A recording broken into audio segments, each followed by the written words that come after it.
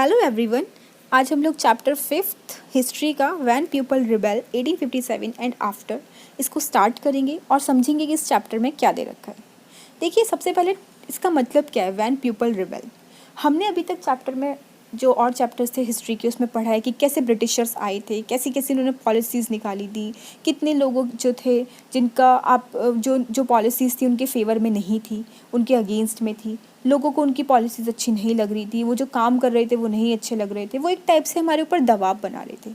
जब कोई इंसान आप पे बहुत टाइम से दबाव बनाए, ठीक है, और आप उसको नहीं टॉलरेट कर पाओ, तो आप क्या करोगे? फिर आप उसके अगेंस्ट में बोलोगे, आप उसके अगेंस्ट में विद्रोह करोगे। तो बस यही चीज़ है कि जब लोग बहुत ज़्यादा परेशान हो गए थे ब्रिटिशर्स से, तो उन्होंने क्या करा? रिबेल करा, उन्होंने रिबेल स्टार्ट किया। तो हम उस चीज़ को देखेंगे, जैसे कि आपको इसमें दिखा रखा है फिगर में, sepoys and peasants gather forces for the revolt and spread across the plains of north India.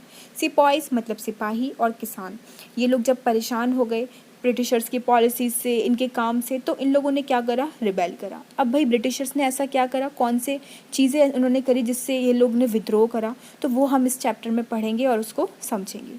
तो चलिए फिर स्टार्ट करते हैं। Policies and the people. आपने प्रीवियस चैप्टर में देखा होगा कि जो ईस्ट इंडिया कंपनी थी उन्होंने अपनी पॉलिसीज़ निकाली थी, ठीक है। इसका इफ़ेक्ट पड़ा था अलग अलग लोगों पे, जैसे राजा पे, रानी पे, किसानों पे, ज़मींदारों पे, ठीक है। तो बहुत लोगों पर इसका क्या पड़ा था? अफेक्ट पड़ा था। You may also see how people resist policies and action that harm their interest or go against their sentiments. मतलब कुछ पॉलिसीज़ तो ऐसी थी जो लोगों की क्या कर रहे थे, लोगों के फेवर में नहीं थी, वो लोग उससे खुश नहीं थे, ठीक है। तो ये ऐसी कुछ ब्रिटिशर्स ने क्या निकाली थी? पॉलिसीज़ निकाली थी। तो भाई जब आप हमारे उसमें काम नहीं कर रहे हो, हमारे फेवर में, और हम बहुत ही परेशान हो चुके हैं, तो फिर हम क्या करेंगे? रिबेल करेंगे। जैसे कि आप इस फिगर में देख सकते हो कि आपको बता रखा है कि सिपॉयज एंड पीसेंट। सिपॉयज मतलब सिपाही, ठीक है, हिंदी वर्ड जो होता है वो सिपाही होता है। ये लोग सब मिलकर के क्या कर रहे हैं? रिवोल्ट कर रहे हैं। That spread across the plains of north India in 1857। आप देख सकते हैं ये रिबेल। ओके, तो आगे बढ़ते हैं। Nawabs lose their power. अब इसमें बता रखा है कि कैसे जो नवाब्स थे उन्होंने अपनी पावर, जो उनके पास पावर थी, अथॉरिटी थी, वो कैसे खोती जा रही थी। तो मिड 18th सेंचुरी की बात है। नवाब और राजास इन्होंने क्या देखा कि इनकी पावर तो इरोड हो रही है, मतलब इनकी पावर तो ख़त्म होती जा रही है। They had gradually lost their authority. जो उनके पास अथॉरिटी है, पावर है, औहदा है, वो सब क्या हो रहा है? ख़त्म होता जा रहा है। क्योंकि भाई जब आप लोग हो, आपके पास पोजीशन है, ठीक है, अभी तो आपका राज चल रहा है, अब आपसे ऊपर कोई आ जाएगा तो फिर वो अपना राज चलाएगा और आपके पास जो पावर है वो क्या होती जाएंगी? ख़त्म होती जाएंगी। तो बुरा तो लगता है ना। Residents has been stationed in many courts, the freedom of the rulers reduced. अब इसका मतलब क्या है? देखिए, ब्रिटिशर्स होते थे, उनका एक आदमी जो होता था, ये जो राजा होते थे, इनका जो दरबार लगता था, इसमें ब्रिटिशर्स का एक आदमी रहता था। अब देखिए, राजा को कोई डिसीजन लेना है, राजा ने सबकी सलाह सुनी, मंत्री की सुनी, सिपाही की, मतलब सबकी उसने सबकी राय ली, फिर फाइनल डिसीजन कौन लेता था? राजा लेता था, वो माना जाता था। बट यहाँ पर क्या है, एक अंग्रेजों का भी एक बंदा खड़ा रहता था, वो राजा की हर बात में, अगर राजा कोई डिसीजन ले रहा है तो उसको टोकता था कि नहीं, आपको ऐसे नहीं करना चाहिए, आपको ऐसा करना चाहिए। तो एक आपके पास ऊपर दबदबा था, अब आप अपना खुल करके अपना डिसीजन नहीं ले सकते। तो ये भी चीज़ क्या होती है? बुरी लगती है, ठीक है। तो इन लोगों ने क्या कर रखा था? ब्रिटिशर्स ने हर एक कोर्ट में अपना क्या लगा रखा था? एक बंदा था जो कि राजा के डिसीजंस में, जो कि अपनी जो विचार है वो देता था, रोक टोक करता था कि नहीं, आपको ऐसा करना चाहिए। और देखिए, हर कोई अपने फेवर में ही काम करता है। ब्रिटिश का बंदा था, ब्रिटिशर्स का, तो अपने हिसाब से ही वो बताएगा, अपने फेवर की बात ही चाहेगा कि ब्रिटिशर्स के फेवर में ही जो हो वो डिसीज़न लिया जाए। अब भाई राजा इस चीज़ से भी परेशान था कि हमारे पास फ्रीडम ही नहीं है। अब तो उनकी आर्म्ड फोर्सेस भी क्या हो गई थी? डिसबैंडेड। राजा अपनी खुद की आर्म फोर्स नहीं रख पा रहा था, और जो रेवेन्यू कलेक्ट करता था, जो टेरिटरीज थी, वो सब भी उससे अब छीन ली गई थी। तो भाई अब जब कुछ है ही नहीं तो फिर क्या रहेगा? आगे देखिए।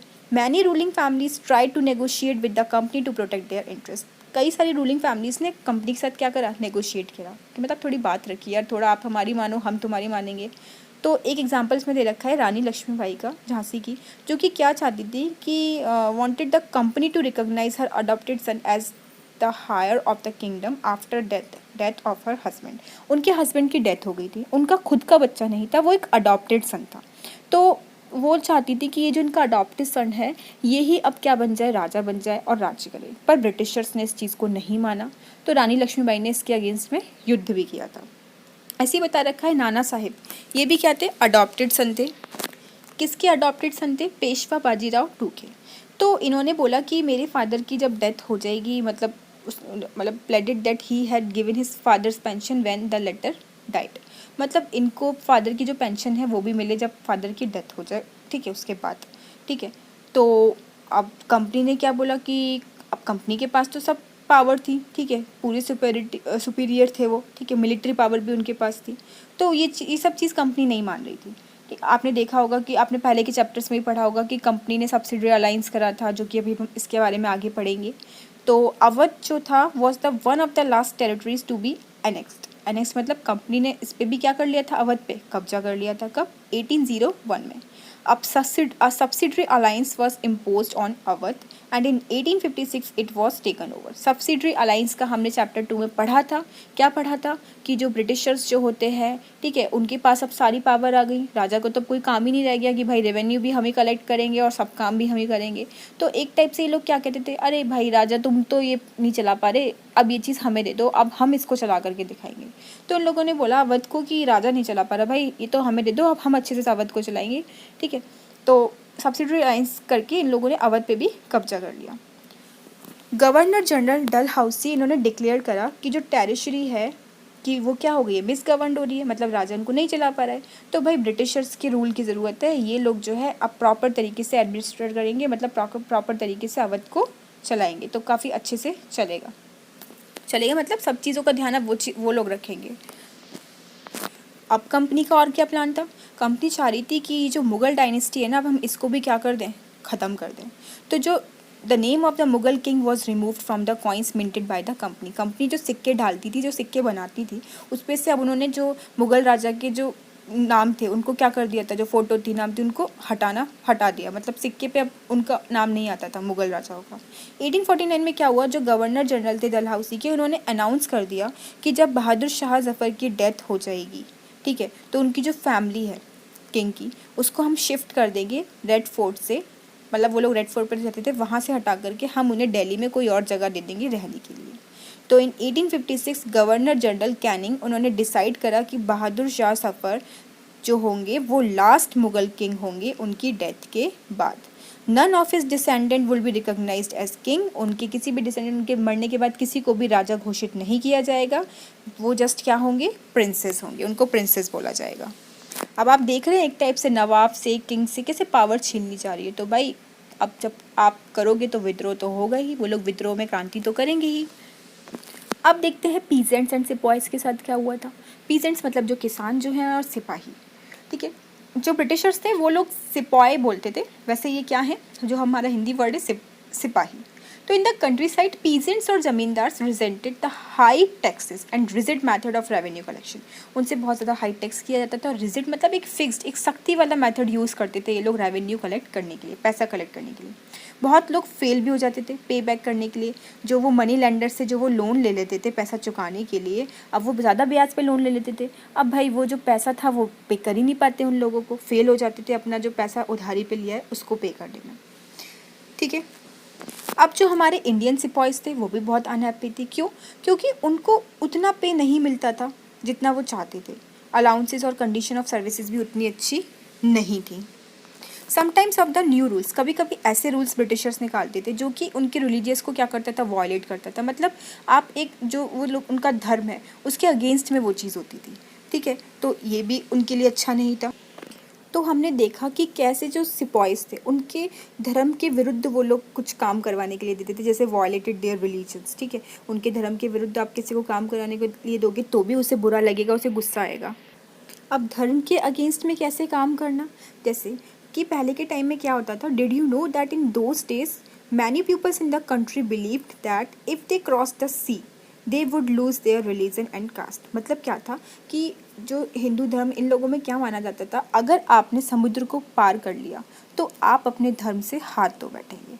मतलब आपने अगर समुद्र पार किया मतलब आप अपने धर्म, जाति, समाज से हाथ धो बैठते हैं। अगर आप चाहते हैं कि आप अपनी जाति समाज से जुड़े रहें तो आपको अपना ये आपको समुद्र को पार नहीं करना है। So when in 1824 the sepoys were told to go to Burma by the sea route to fight for the company, they refused to follow the order.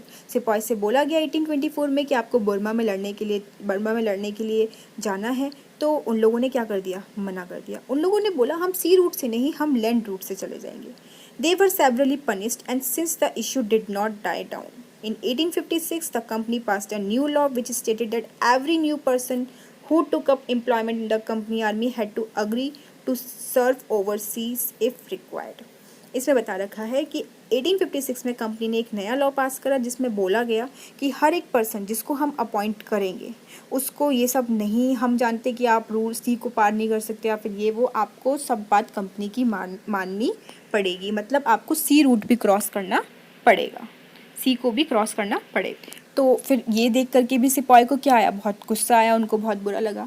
सिपाही also reacted to what was happening in the countryside, many of them were the peasants and the families living in the villages. अभी जो सिपाही जो थे ये कहाँ से आए थे, ये गाँव वाले ही तो थे, ठीक है। लोगों की खेती में नहीं चल पा रहा था उनका काम, इतना कर्जा हो रहा था, तो उन लोगों ने आर्मी ज्वाइन कर ली थी। तो वो लोग पीजेंट्स का दुख भी बहुत अच्छे से जानते थे कि उनसे कैसे पैसा कलेक्ट किया जाता है।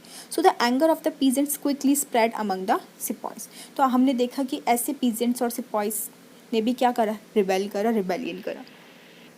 तो आज हम इस टॉपिक को यहाँ पर एंड करते हैं और जो आगे के टॉपिक है हम नेक्स्ट वीडियो में कवर करेंगे। होप आपको चैप्टर समझ में आया होगा। अगर आपको वीडियो अच्छा लगे तो प्लीज़ चैनल को सब्सक्राइब कीजिएगा और वीडियो को शेयर कीजिएगा। Thank you for watching. Till then, bye bye, take care.